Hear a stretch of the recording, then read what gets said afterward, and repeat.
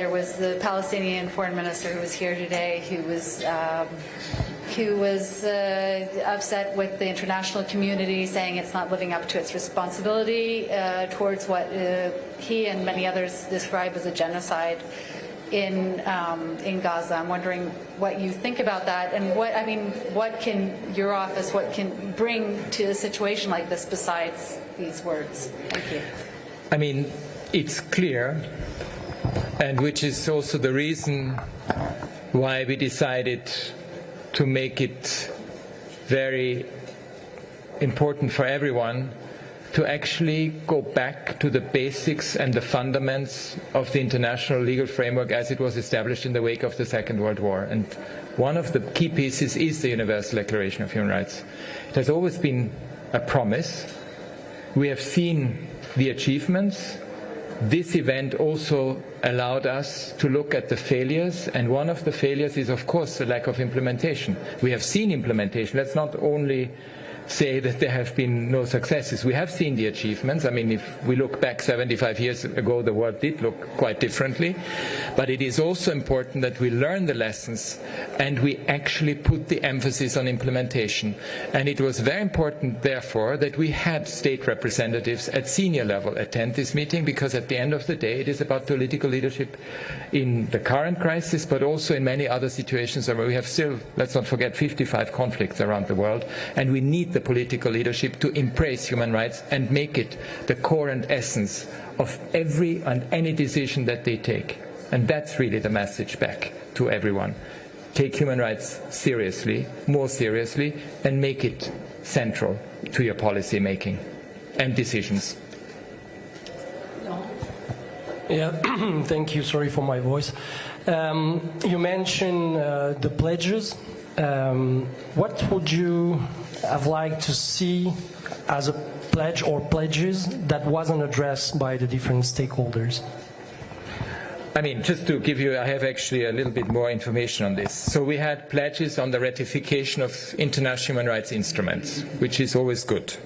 We had, as I said, 5 pledges, concrete pledges to abolish the death penalty. You know, we are all wanting to see the death penalty abolished everywhere around the world in the 21st century, and sooner rather than later.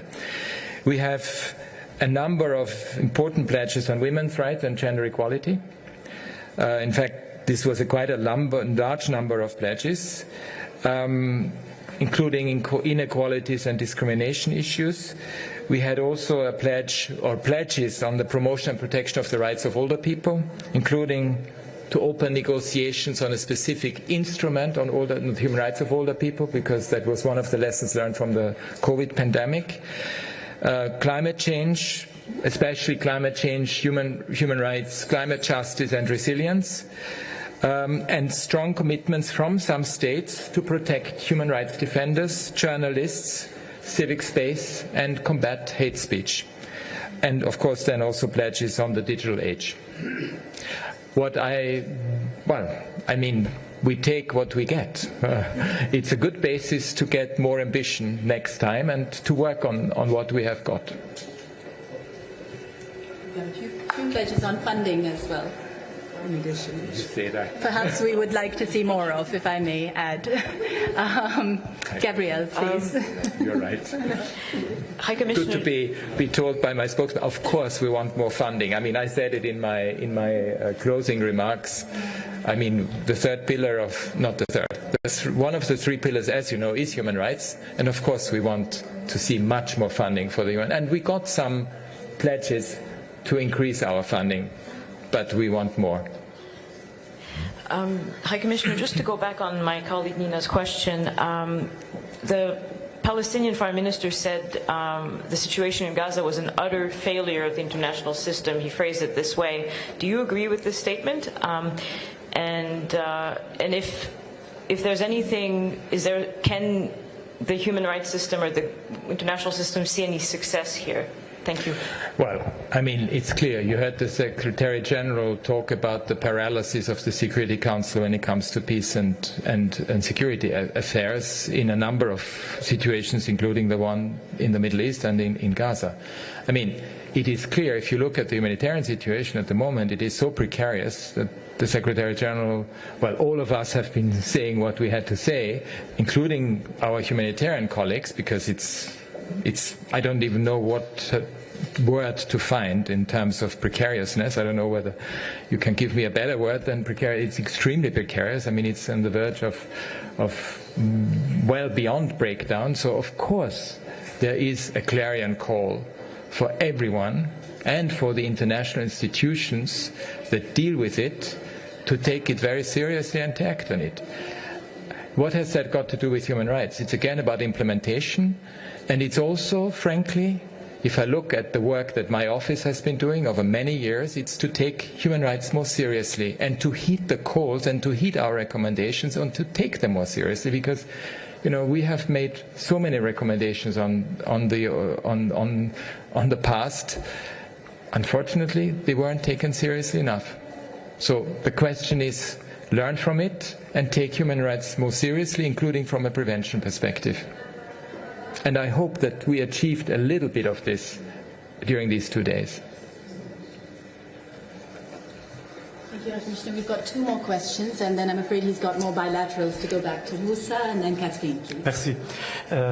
Monsieur Turk, pas très loin de la question de ma collègue, j'ai entendu ces derniers 2 jours plusieurs interventions qui critiquent la Commission des droits de l'homme, les Nations Unies bien entendu, de 2 poids, 2 mesures. Quelle est votre réponse là-dessus? Et j'ai une petite question. Lors de dernière presse conférence de vous, la semaine passée, vous avez évoqué des nouvelles données concernant les traitements des femmes dans les colonies israéliennes le 7 et le 8 octobre. Donc là, on parle bien évidemment de viol des femmes dans les colonies par les combattants de Hamas. Est-ce que vous avez des preuves là-dessus à nous donner? C'est quoi ces données? Est-ce que vous avez réellement quelque chose qui nous montre vraiment qu'il y a eu ces viols? Merci. Alors, est-ce que je réponds en français? Oui. Ok, parce que... alors, la première question, c'était... 2 poids, 2 mesures. 2 points. Alors, justement... je ne sais pas si vous étiez là pour la première plénière, la table ronde hier matin, qui c'était l'ouverture, et on avait des panélistes qui ont, je pense, à mon avis, très bien élaboré l'universalité du régime des droits humains. Et je pense un message qu'on peut tirer de cet événement à haut niveau, c'est justement que toute question de double mesure n'est pas acceptable sous l'angle des droits humains. Parce que ça, c'était déjà très clair. Chaque être humain, chaque droit doit être respecté n'importe où et n'importe comment et n'importe quand. Et je pense qu'on a quand même eu un message très important à cet égard de cet événement, et je pense qu'on a aussi beaucoup plus d'arguments après la discussion qu'on a eue. Et bon, comme j'ai dit, on va sortir un document, une sorte de vision qui va aussi adresser exactement ce problème. La deuxième question que vous m'avez posée, écoutez, on a évidemment plus de témoignages, mais comme je vous ai dit la dernière fois, moi j'ai offert au gouvernement israélien de déployer une équipe pour documenter et regarder ça de tout près, pour justement en faire un rapport, parce que des allégations en ce qui concerne la violation sexuelle sont absolument inacceptables, et il faut faire tout pour mettre ceux qui ont commis ça à la justice. Mais vous avez des preuves là-dessus, parce que vous avez parlé de nouvelles données que vous avez. On nous a donné quelques éléments. Mais comme j'ai... écoutez... Donc, ça change, parce que si c'est de la part d'Israël, c'est quelque chose, si de la part de... Écoutez, moi, je ne vais pas aller dans une mentalité binaire. En ce qui concerne, nous, on fait notre travail d'après notre méthodologie rigoureuse, et quand on va avoir quelque chose à dire qui est comme on le fait d'ailleurs dans d'autres situations, on va le dire. Catherine. Last question. Merci. Merci Martha. Je vais rester en français, j'en profite. Effectivement, tout à l'heure, certains d'entre nous avons assisté au side event organisé par la Palestine, le side event auquel participaient de nombreux ministres d'Affaires étrangères et des diplomates. Et les remarques qui ont été faites ont été aussi sur les doubles standards sur l'application. Vous venez de nous parler de l'importance de l'application des droits humains universelle et certains trouvent qu'il y a des différences dans comment je peux formuler ça, dans justement la manière d'appliquer les lois internationales, les droits humains, que pour certains on considère qu'ils ne sont pas appliqués, tandis qu'on ferme les yeux quand il s'agit d'autres qui ne les appliquent pas. Quels sont vos commentaires par rapport à justement ces applications à la carte par certains pays? Alors, c'est très clair, et ça c'était un des messages, en fait c'est un message continuel ou perpétuel de notre part, qu'on ne peut pas avoir droits humains à la carte. C'est pas possible. Et comme j'ai dit, le cadre juridique et normatif des droits humains est très clair là-dessus. On ne fait pas de distinction entre pays, entre personnes, entre n'importe quelle sorte. Il n'y a pas de hiérarchie. Et il faut appliquer les mesures telles quelles à la base de notre cadre juridique qu'on a et à la base de l'application de cela. Ça, c'est le guide que nous, bien sûr, comme au commissariat poursuivons, mais c'est aussi un appel à tous les États membres de faire la même chose. Et c'est à eux de demander ça. Ok, merci beaucoup. Next meeting.